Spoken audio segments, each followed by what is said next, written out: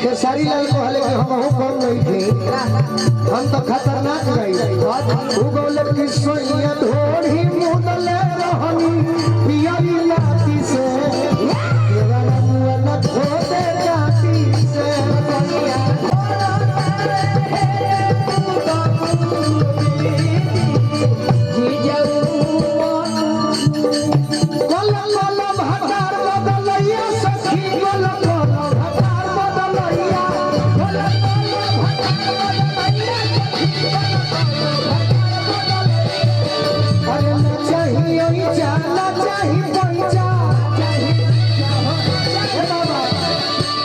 जब ये होते बाद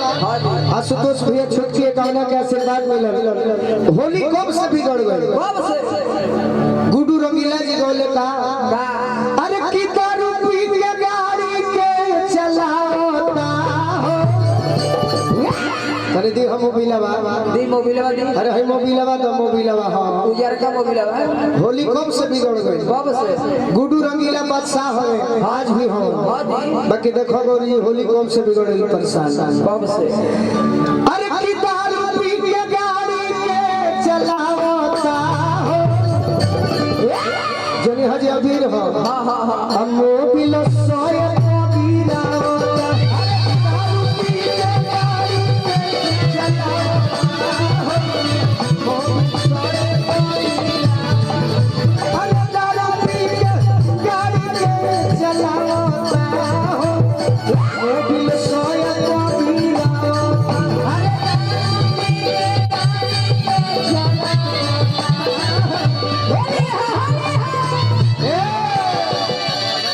ये लड़का वाला पाउडर लेके चला चला राधे श्याम रसिया बोले का बोले पहले कि रहे ला हम कब जाई विष्णु झा जी बोले राधे श्याम रसिया भी बोले का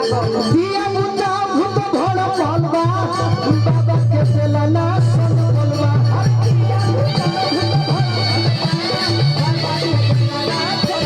यही बक्सर जिला के विष्णु झा जी निर्गुण सम्राट बोले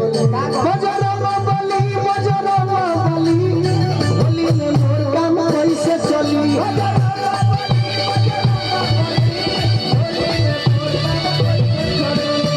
तब ये आवाज के जादूगर पवन सिंह जी भी गौला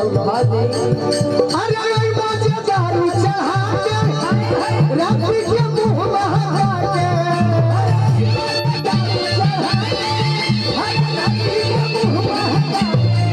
हम सुत जाई हो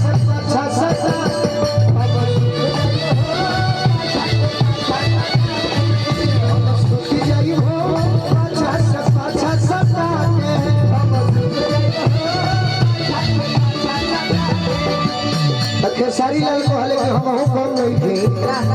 हम तो खतरनाक गई उगोले की सोइया ढोड़ी मुदले रहनी पियाली लाती से केवल मुअन धोते जाती से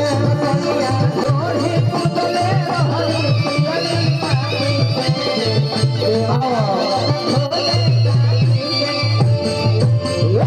बाकी बैठते है कहल जाई ओरिजिनल पुराने की में कि हम धनी गलिए में खार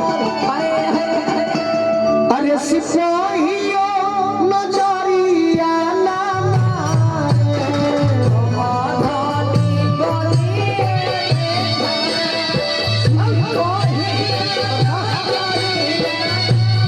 अरे हम धन गलिए में खार सिपाहिया